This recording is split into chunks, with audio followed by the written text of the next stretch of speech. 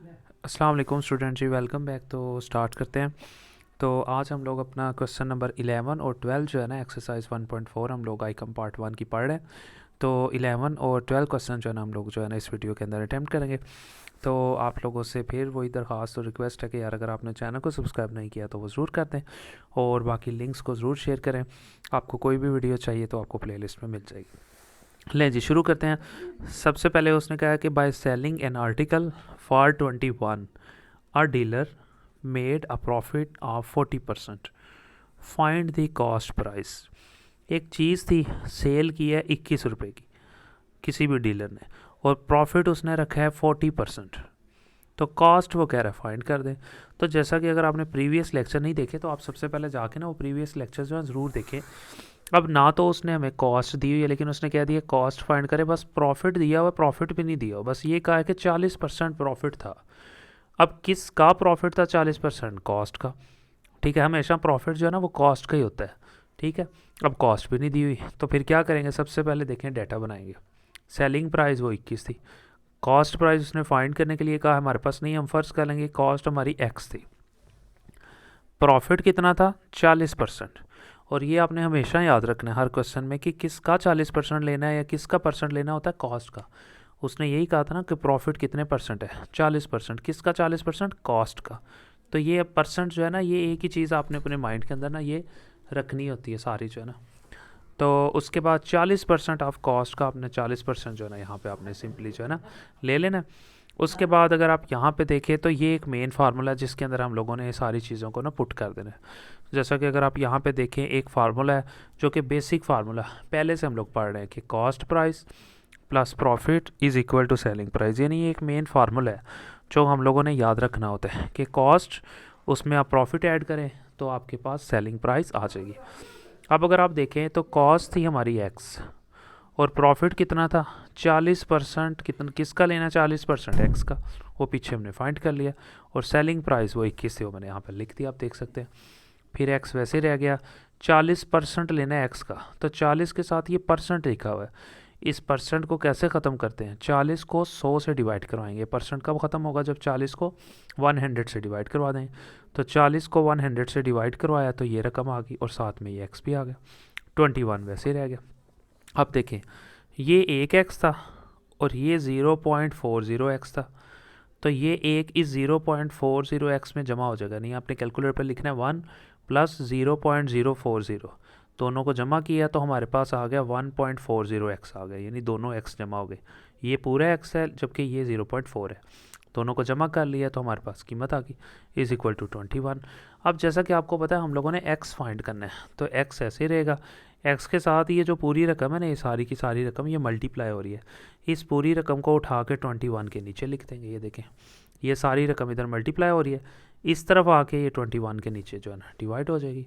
अब एक्स लिखा और इन दोनों को डिवाइड किया तो हमारे पास आंसर आ जाएगा 15।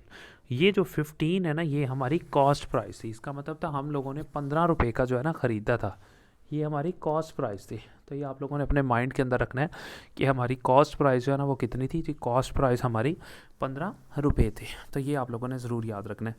यार एक ही प्रॉफिट है, सिंपल, यानी कि एक ही हम लोगों के पास फार्मूला है। यही फार्मूला है सारी एक्सरसाइज में, यही फार्मूला यूज़ हुआ है। कॉस्ट दी हुई है प्लस प्रॉफिट करो तो सेलिंग प्राइस, कभी ये नहीं दी हुई कभी ये नहीं दी हुई, तो सिंपल तरीका है।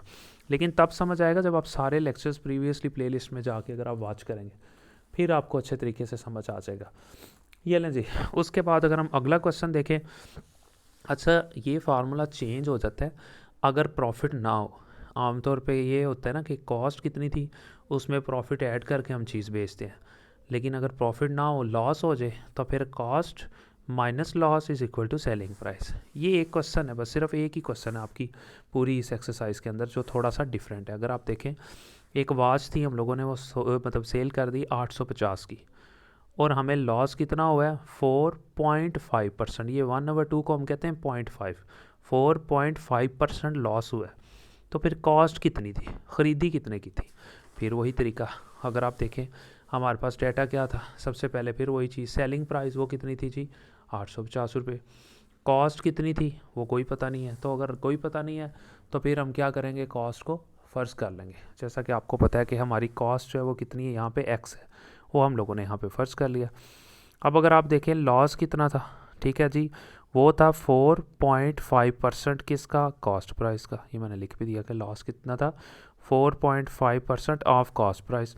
फिर लॉस वैसे ही रहा 4/1/2, अभी मैंने नहीं लिखा, वैसे ही आप लिखते हैं। ऑफ कॉस्ट कितनी थी, एक्स थी, कॉस्ट की जगह मैंने यहाँ पे एक्स लिख दिया। फिर इसी तरह लॉस लिखा, बराबर लिखा, 4 लिखा। ये 1/2 को हम कहते हैं 0.5, और ये परसेंट वैसे ही ऑफ एक्स आ गया, ये आप देख सकते हैं सिंपल। तो फिर इसी तरह ये आ गया लॉस की कीमत, ठीक है। अब लॉस भी आ गया, कॉस्ट की कीमत भी आ गई, सेलिंग प्राइस आगे दिया। मेन फार्मूले में हम लोग जो है ना पुट कर देंगे। अब मेन फार्मूला क्या था, cost price minus loss is equal to selling price. अब कॉस्ट कितनी थी, एक्स ऊपर दी हुई थी, माइनस लॉस कितना हुआ था, 4.5% ऑफ एक्स, लॉस के नीचे मैंने लिख दिया, बराबर में सेलिंग प्राइस आपको पता है हमें दी हुई थी, ये वाली लिखी हुई है, ये लें जी। अब अगर आप यहाँ पे देखें, ये एक्स जो है ना ये पूरा है, ये 1 है, ये 1 है, ठीक है। अगर इसके पीछे अगर आप देखें कुछ नहीं लिखा, इसका मतलब है ये 1x है। तो 1 में से आपने माइनस करवाना है 0.5% को। लेकिन अभी आप पहले इसको सिंप्लीफाई कर लें, ये x जो है ना आप वैसे ही रहने दें, माइनस ये लिखा हुआ है 4.5%, तो परसेंट को ख़त्म करना है। तो जैसा कि आपको पता है कि परसेंट को ख़त्म हम लोग किस तरह से करते हैं, 4.5 लिखें, और परसेंट कैसे ख़त्म होगा, जब इस रकम को 100 से डिवाइड करेंगे, लिखेंगे 4.5, और परसेंट का निशान ख़त्म करने के लिए 4.5 को 100 से जो है ना यानी 100 से डिवाइड करवा देंगे। 4.5 को जब 100 से डिवाइड करवाया तो आंसर आ गया 0.045, और साथ में ये एक्स आ गया, और बराबर ये 850 आ गया। अब अगर आप यहाँ पे देखें तो ये एक्स पूरा है, ठीक है, माइनस, ठीक है, और 0.045 एक्स ये वैसे रह जाएगा, बराबर जो है ना 850, ठीक है। अब ये चीज़ वैसे ही आ गई। उसके बाद अगर आप यहाँ पे देखें तो ये पूरा 1x है, ठीक है, यानी 1 है, तो 1 में से आपने माइनस करवाना है 0.045x, यानी ये पूरा 1x है, इसमें से माइनस करवाना है 0.045x इज इक्वल टू 850।